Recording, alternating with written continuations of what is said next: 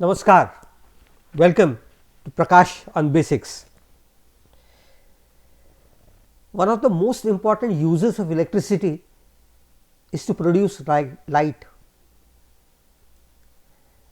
To understand how light is produced from electricity, we must know a bit about how light itself is produced, and that deals with how atoms function. Realize that whenever energy is given to atoms, two things can possibly happen. One, the atom itself and all the atoms which gain energy begin to vibrate or oscillate or rotate around each other in some cases. All this motion is nothing but kinetic energy, and this kinetic energy results into heating. There are some more effects that happen because of this heating, but that we will talk of when I discuss heat itself. The second thing that happens is the electrons, usually the outermost electrons, gain energy from the other sources. They are individually in particular energy levels. When they gain this energy, they go to a higher energy state or a higher energy level. They can't remain there permanently, so they come down, and in the process of coming down, whatever extra energy that they have taken is given out in the form of radiation. If that radiation is in the visible range of light, then what we get is the visible light that we talk of. Actually, you can do the same thing by applying heat to some of the outermost electrons, but that is another issue I am going to come to a little later. Also realize that there are many electrons and there are many different energy levels. So, every time any particular electron comes down or jumps down, corresponding to that jump a particular wavelength of light is given out.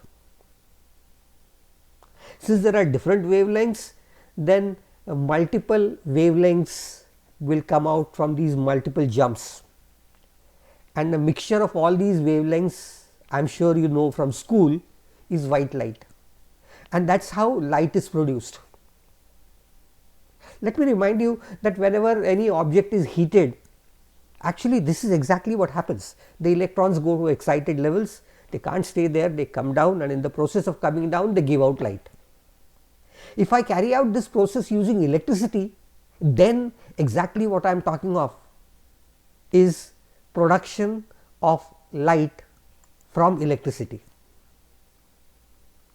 So, what happens in case of electricity is that the current flows through a conductor, it had its own resistance, and the electrons keep colliding with the atoms that are around, and they transfer their energy to the atoms, and the atoms undergo vibrations or their electrons get excited to higher levels. Overall, the effect is that the whole substance starts becoming hot because of the electricity.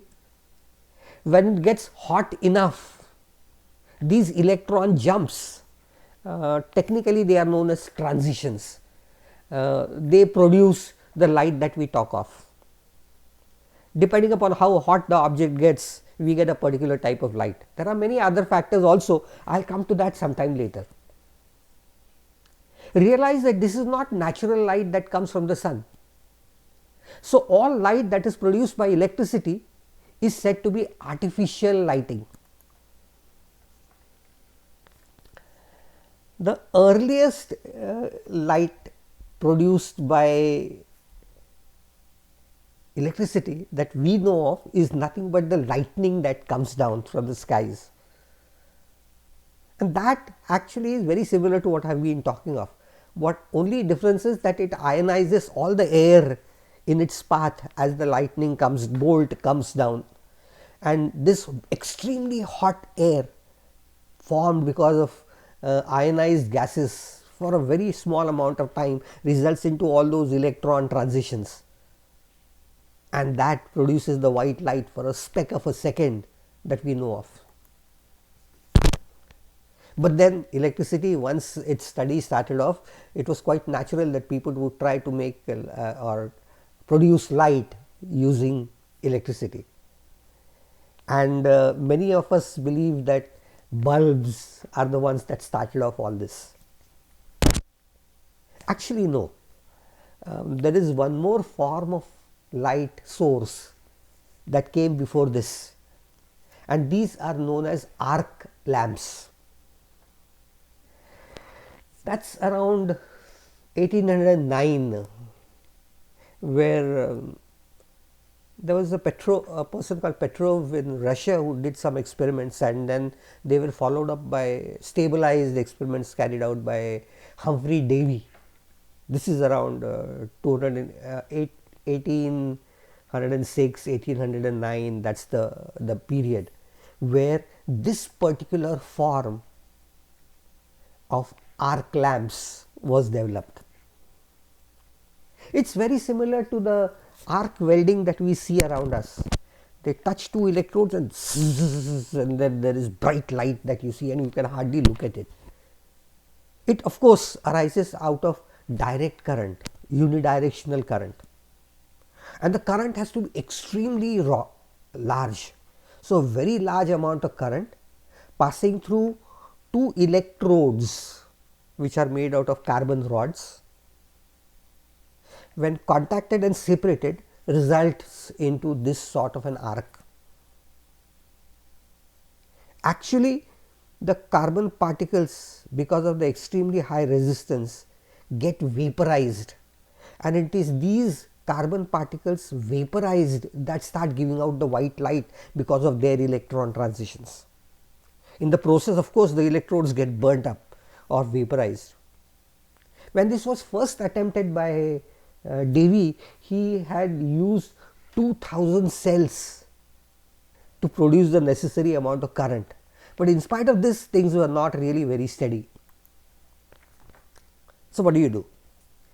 You pass an extremely large amount of current through these two electrodes.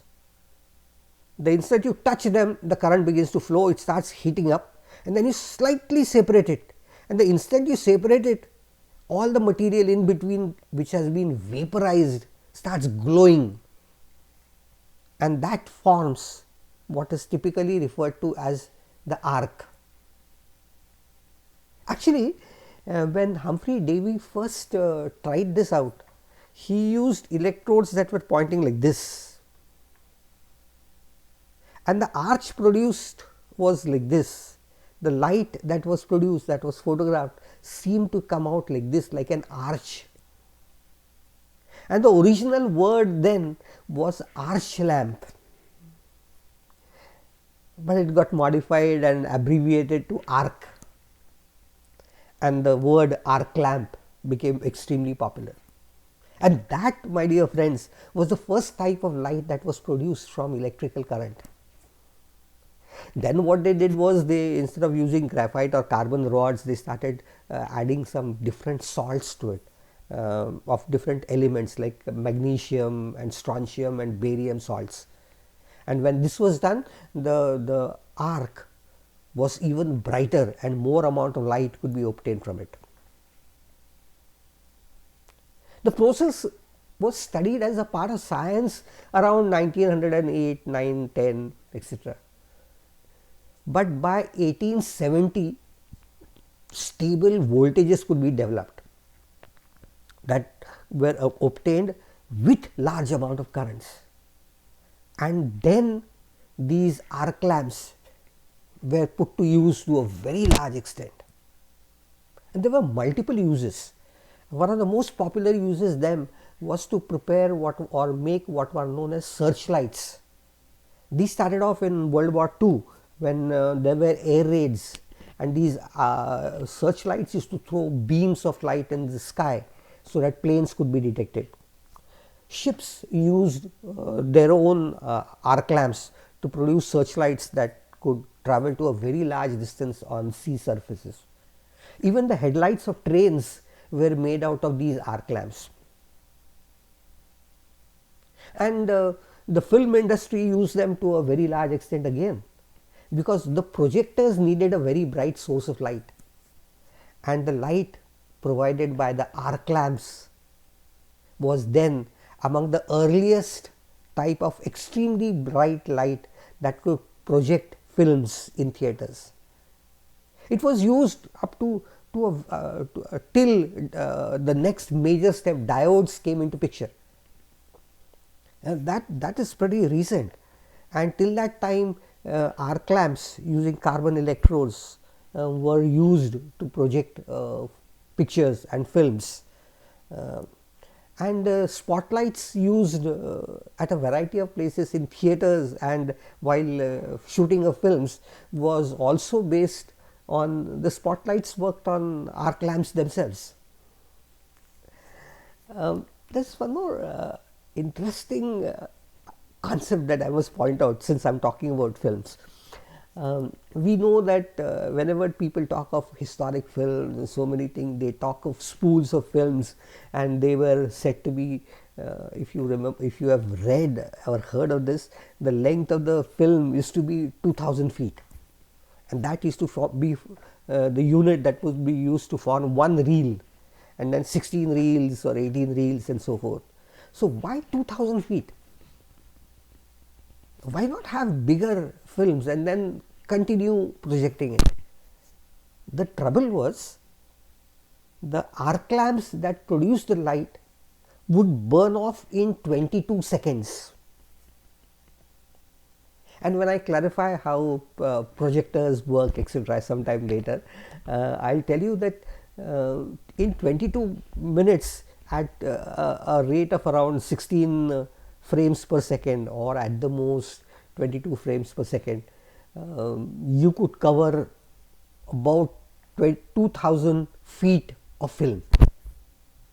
And then the carbon rods that produced the arc used to burn off. So they had to stop the projector. So what do? So you have two projectors. So every theater used to have two projectors, and as soon as the first projector used to finish its first 2000 feet of film, it used to stop. The second one would begin operating. By the time this one would be opened, the carbon rods would be replaced, and the next reel would be fitted and adjusted, ready till this one got burnt off. That is why you needed a person to operate these projectors constantly, because every 22 minutes you had to stop. And this continued for a long time. I remember walking into, when I was a student, walking into one of the theaters in Pune with a friend of mine, and seeing the actual process by which the arc lamps used to produce this extremely bright light that projects. So these arc lamps were very useful for a very long amount of time. And using an arc was a very common technique in lamps. Later on, it was used in mercury vapor lamps and sodium vapor lamps, where arcs were triggered in electrodes within a container,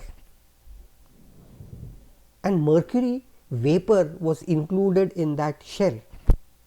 So what would happen is, once the arc was produced inside, the mercury electrons would keep hopping up and down, and since mercury has a very large number of levels, extremely bright white light used to come out. Actually, all these lights used to keep on fluctuating in the beginning. The reason was the electrodes had to be touched and separated occasionally by different techniques, and then it would start off. Then they realized that why waste important material like mercury.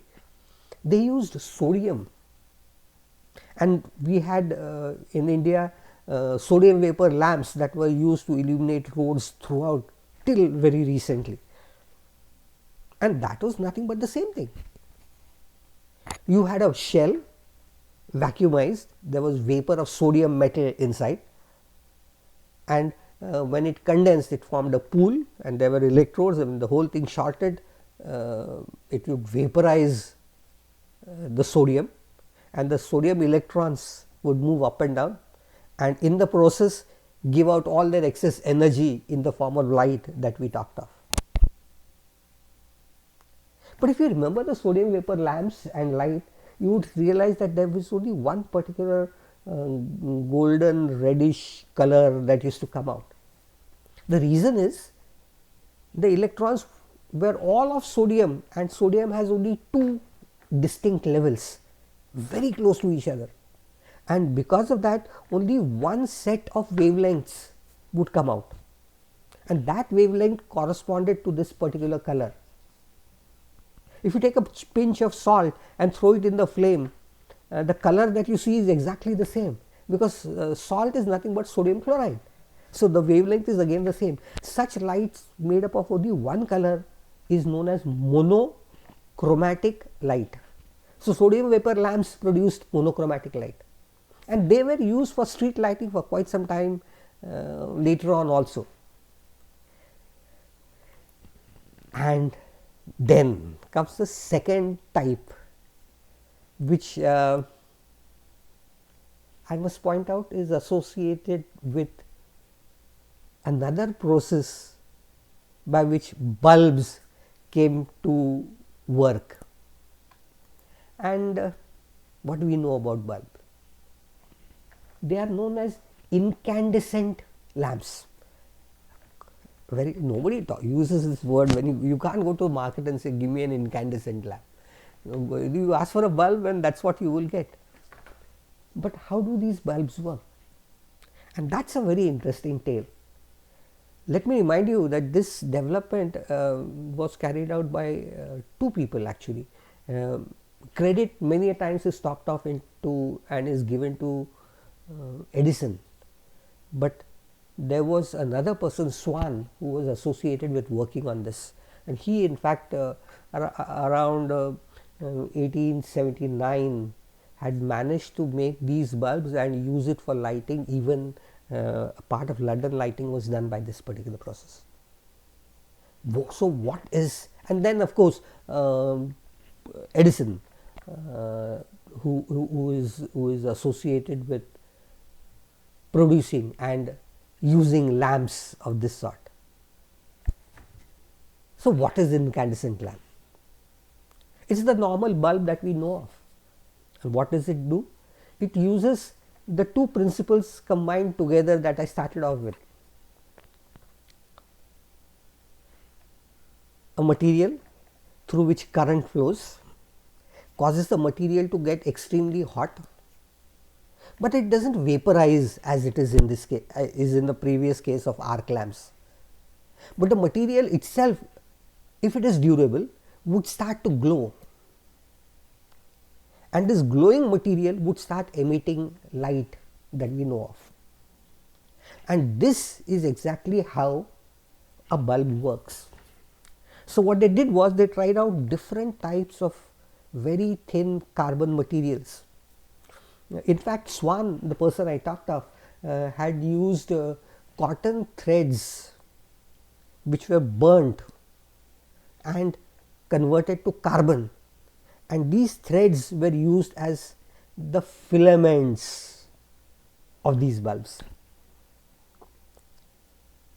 Thomas Edison had used bamboo fibers that had been burnt, forming carbon, and these were used to produce some of the earlier type of filaments that started glowing.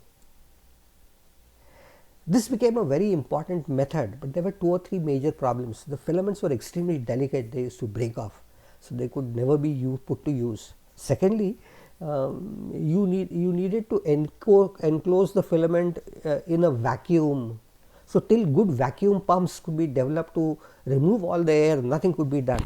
And in spite of that, if there was some bit of oxygen inside the system, the material would get oxidized and it would just go to trash. So, you had to pump in pure nitrogen inside and manage all that and still reduce the pressure to some extent. All this did not seem to really work quite well till much later, when two scientists, one from Hungary and one from Croatia, used tungsten filaments. Why tungsten? Tungsten is a metal and its melting point is extremely high, close to around 3000 degrees Celsius, and material begins to glow when it goes to around 600 degrees Celsius. That becomes reddish when you heat anything, like a needle. If you heat it around 600-700 degrees, it becomes red, and then we say that it becomes white hot, and that is when it starts giving out all these radiations. So, tungsten filament could be used to raise the temperature to an extremely high value and then possibly produce white light from it. And these are the people who first started using tungsten as a tool to make, or rather material to make the filament inside. But tungsten is a good conductor of electricity, metal basically. So, what do? You need to have some of the things that I talked of when I talked of electricity. If you want more resistance, it should be very thin and it should be very long. So, they made an extremely thin wire of tungsten, but then if it is thin and long, it will not fit inside. So, what do? You first spiral it up, maybe something like this, and these spirals themselves are made into a coil again. So, it is a double coil that is used. So, the wire is extremely long and extremely thin, and so its resistance is pretty high, and then it is possible to pass the necessary amount of current, not let it melt, but still emit light. And all this process for proper development took a long amount of time.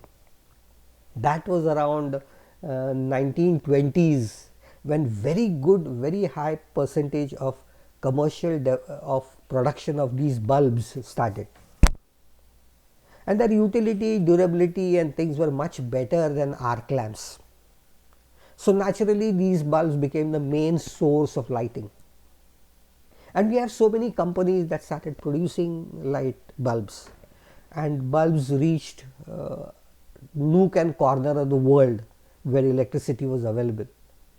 The biggest advantage was it could work on AC, it could work on DC, and you could have filaments that could be developed that could work at about a 1.5 volt, or you could have filaments that could work on 110 volts in some countries and 220 volts in some countries, and they could function up to about 300 volts quite good, and you could have different amounts of light that could come out, and this was measured in terms of wattage and other factors that I am going to talk of a little later. And you could have a 40 watt bulb, a 25 watt bulb, a 100 watt bulb and a 200 watt bulb, and these were the ones that illuminated the houses all around the world. And electricity from invisible electrons became that visible light, and people now many a times refer to electricity as light itself. In colloquial languages, when people say, oh, the lights have gone, it is actually the electricity that has failed. So, these were the earliest developments on how light was produced from electricity. But there is far more to it, because nowadays even these bulbs are gone. Very few of us know of the arc lamps, arch lamps originally. There are many new techniques, and there are new scientific principles associated with them. It is these that we must also know, but I will talk of them next time. If you liked whatever I have said, Every time you look at a bulb, a small one, or a night lamp and others, realize that it is the electricity that drives it, and there is no pollution and there is no noise produced, and all this light is available to us, the purest form. Please pass on this information to your friends, like and subscribe to this channel. Until I talk on light related to electricity in different forms, right from diodes to lasers and how they work. That's going to be next time, another 15 days. Till then, Namaskar.